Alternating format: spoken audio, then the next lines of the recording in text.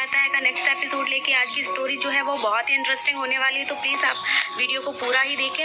और आज की स्टोरी में हम देखने वाले हैं कि जो अबीरा होती है वो गलती से अखरोट डाल देती है विद्या के केक में, और ये बात का पता उसे नहीं होता है, जिसकी वजह से अरमान जो होता है वो उससे बहुत नाराज़ होने वाला है। तो स्टोरी की शुरुआत में हम देखते हैं कि जो दादी साहब होती है वो अरमान को समझाती है कि अरमान तुम्हारा दिमाग क्यों काम में नहीं लग रहा है, अगर तुम्हें नहीं हो रहा है तुमसे तो फार्म हाउस जो पौधार फार्म की रिस्पॉन्सिबिलिटी है तुम बोल दो, हम तुमसे कोई एक्सपेक्टेशन ना रखें, और तुम अपने कि झगड़े को तुम आपस में घर में सुलझाओ, इसे ऑफिस तक क्यों लेके जा रहे हो। तो ये सोच के अरमान जो होता है वो बहुत ही अपसेट हो जाता है, और उसे याद आता है कि उसने कैसे विद्या के लिए गिफ्ट ऑर्डर किया था, पर वो अभी तक उसे दे नहीं पाया। उसके बर्थडे पे के लिए उसने गिफ्ट ऑर्डर किया था, और ये सोच के वो बोलता है कि मैं कितना गंदा बेटा हूँ, और ना ही मैं अपने माँ का दिल जीत पा रहा हूँ, और ना ही कुछ भी मेरे से कोई काम अच्छा हो रहा है। तो ये सोच के वो बहुत ही अपसेट रहता है और वो रोता रहता है। तभी दूसरी तरफ हम देखते हैं जो रूही होती है और अबीरा होती है वो किचन में काम करती रहती है, और अबीरा जो होती है वो विद्या के लिए उसके बर्थडे का केक बनाती रहती है। तभी वहाँ पे विद्या को अचानक से आते हुए देखती है तो वो फटाफट रूही को वहाँ लेके आती है, और रूही को बोलती है कि तुम ये एप्रिन पहन लो। रूही उससे पूछती है क्या हुआ, वो कुछ बोलती नहीं है। वो फटाफट उसे सिर्फ एप्रिन वगैरह पहना देती है और रूही को अपनी जगह पे खड़ा कर देती है, और वो खुद फ्रिज के पास जाके खड़ी हो जाती है। तभी वहाँ पे वो उसे इशारा करती है कि वो उधर देखो, तो वहाँ पे विद्या आती रहती है, और विद्या जो होती है वो उसे देख के रूही को बहुत खुश हो जाती है कि वाह तुम मेरे लिए कैरेट केक बना रहे हो। तो वो बोलती है, वो उससे झूठ तो नहीं बोलना चाहती, पर फिर भी वो अबीरा को बचाने के लिए वो उससे बोलती है कि हाँ जो विद्या होती है वो रूही से बोलती है कि रूही देखो, मैं अपना बर्थडे सिर्फ अपने परिवार लोगों के साथ और जो मेरे करीबी हैं उनके साथ मनाना चाहती हूँ, तो तुम इस चीज़ का ध्यान रखना कि कोई बाहर का नया आ जाए। और फिर वो वहाँ से चली जाती है पानी की बोतल लेके। फिर रूही जो है वो अबीरा से बोलती है तुमने ऐसा क्यों किया। तो वो बोलती है कि तुम जानती हो ना, अगर उन्हें पता चलता तो वो मुझसे बहुत नाराज़ होती। तभी दूसरी तरफ हम देखते हैं कि जो मनीषा होती है वो फ़ोन पे किसी कैटरिंग वाले से बात करती है, और वो उसे बोलती है कि शाम को 6:30 बजे तक खाना आ जाना चाहिए, और प्लीज़ खाने में ध्यान रखना कि कोई अखरोट ना डाले, क्योंकि हमारी बर्थडे गर्ल को अखरोट से एलर्जी है। वहीं दूसरी तरफ हम देखते हैं कि जो अबीरा होती है वो केक में अखरोट डाल देती है, केक के बैटर में, और उसे मिक्स कर देती है, क्योंकि उसे इस बात का पता नहीं होता है कि विद्या को एलर्जी है अखरोट से। तभी दूसरी तरफ हम देखते हैं कि जो अरमान होता है वो रात के 12 बजे विद्या के कमरे में होता है, और वो उसे सोते हुए ही विश कर देता है कि हैप्पी बर्थडे माँ, अगर आप मैं आपको सुबह में विश करता तो आप शायद मुझसे मुंह फेर लेती, इसीलिए मैं आपको अभी विश कर रहा हूँ, जिससे आप मेरे सामने तो देख रही हैं। और तभी वो वहाँ से चला जाता है, और यहाँ पे जो अबीरा होती है वो बर्थडे की तैयारियाँ करती रहती है। तो अरमान उसे देख के ये पूछता है कि तुम ऐसा क्यों कर रही हो। तो अरमान को वो बोलती है कि इससे मैं कुछ अच्छा ही करने की सोच रही हूँ कि माँ को एटलीस्ट हम इस चीज़ से खुशियाँ तो दें। पर अरमान जो है वो उसे डांटता है और मना करता है। वो बोलती है कि तुम आजकल क्यों हर बात में मना ही कर रहे हो। तो वो बोलता है कि हम ऐसा कुछ भी नहीं करेंगे। तो वो बोलती है कि हम कहाँ करते हैं, अब तो सिर्फ मैं ही करती हूँ जो करती हूँ। तो अरमान जो है वो उसे डांटता है, और वो बोलता है कि तुम्हें कुछ नहीं करना है। वो बोलती है तुम मुझे हर चीज़ के लिए मना करते हो, ना मेरे साथ खाना खाते हो, ना मेरे साथ बात करते हो, ना ही मुझे किसी घर वालों से बात करने देते हो। तो अरमान बोलता है कि तुम्हें पता तो है कि माँ हम लोग से कितनी नाराज़ है, और वो हमसे कभी भी खुश नहीं होंगे, और हम अगर ऐसा करेंगे तो और वो नाराज़ हो जाएंगी। पर अबीरा जो होती है वो उसे प्यार से समझाती है और बोलती है कि अब तुम्हारा गुस्सा शांत हो गया। वो उसे हक कर लेती है, पर अरमान को फिर भी नहीं समझा पाती है, और अरमान फिर भी उसकी बातों उसके साथ एग्री नहीं होता। वो उससे बोलती है कि तुम एक काम करो, कल के लिए छुट्टी ले लो। पर वो बोलते हैं नहीं, अगर हम छुट्टी भी लेंगे तो कोई मतलब नहीं है, वो हमें हम उनके बर्थडे में तो जा नहीं सकते। पर अबीरा जो होती है वो उसे बोलती है कि प्लीज़ तुम अरमान कल छुट्टी ले लो। और दूसरी दिन सुबह जो घर वाले होते हैं सब वो पूजा करते रहते हैं, मंदिर में आरती करते हैं, और जो विद्या होती है वो भी आरती में खड़ी रहती है। तभी जो मासा होती है वो सबको आरती देती रहती हैं, और जो विद्या है उसे बर्थडे विश करती है। तब विद्या उससे आशीर्वाद लेती है, और वो पूछती है कि तुम मांगो क्या चाहती हो विद्या आज तुम्हारे बर्थडे पे। तो वैसे तो तुम सिर्फ मेरा आशीर्वाद मांगती हो, पर आज तुम कुछ और मांगो अगर तुम्हें चाहिए तो। वो बोलती है कि मासा अगर मैं जो मांगूंगी क्या आप वो दे पाएंगी।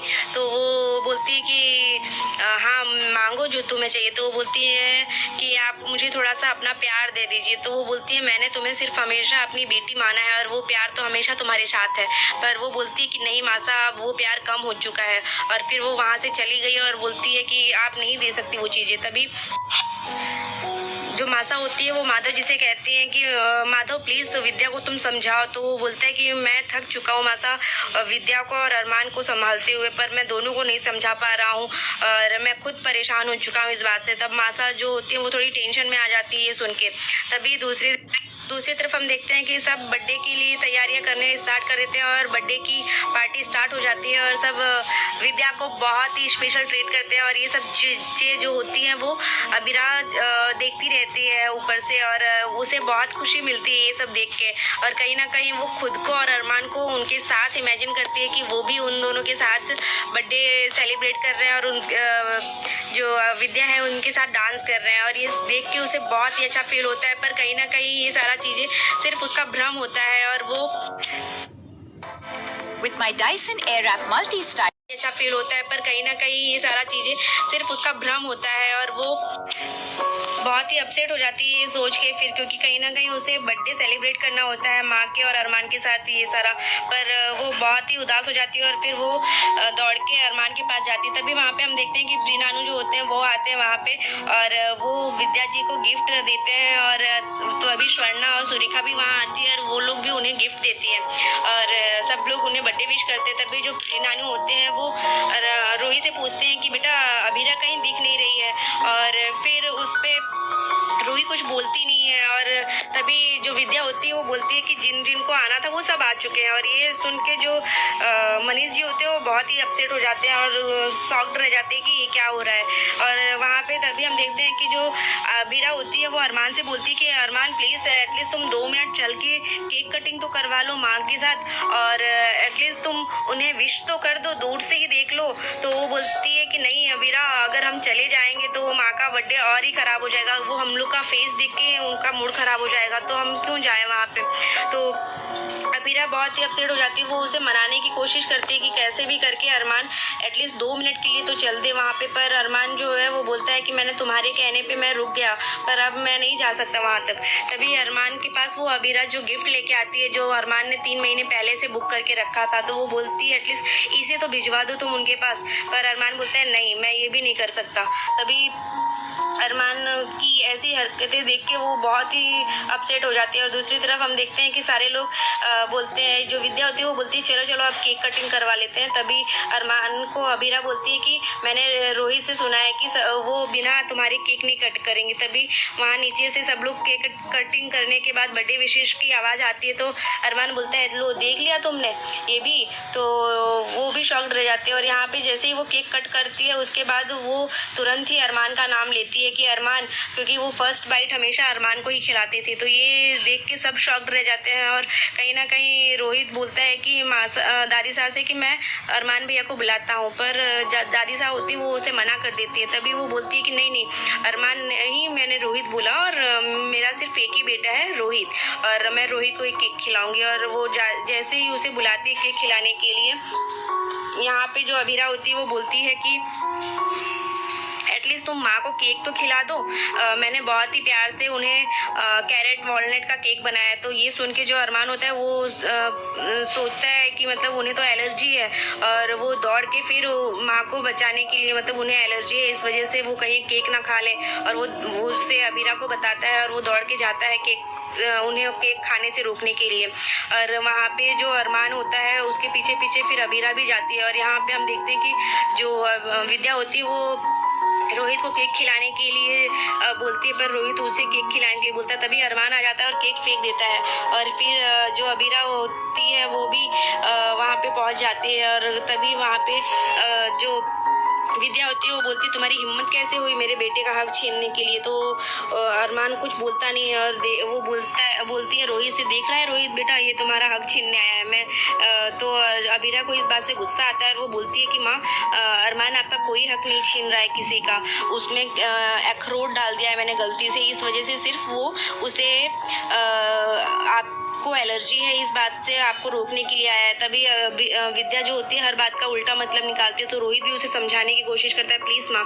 तब अबीरा जो होती है वो बोलती है कि ये तो आपके लिए भला करने के लिए कर रहा था, पर वो बोलती है कि नहीं, मेरा सिर्फ एक ही बेटा है और एक ही बहू है, तो प्लीज़ तुम लोग हर चीज़ में दखल अंदाजी मत करो और मुझे ये चीज़ें नहीं पसंद है। ये सुन के अरमान बहुत ही चुप सा रह जाता है। तभी मनीष जी बोलते हैं कि आप अपने बच्चों से कैसे बात कर रही हो विद्या जी? तो बोलती है कि मेरा सिर्फ एक ही बेटा है रोहित और एक ही बहू है जो है रूही। तो ये सुन के अबीरा और अरमान को बहुत ही हर्ट होता है और यहाँ पूरे परिवार वालों को सबको हर्ट होता है कि वो ऐसे कैसे बोल सकती हैं, और अरमान बहुत ही अपसेट हो जाता है और वो फिर वहाँ से चले जाता है। और ये सुन के दादी साहब को भी बहुत शॉक लग जाता है। तभी आज के एपिसोड में बस इतना ही है फ्रेंड्स।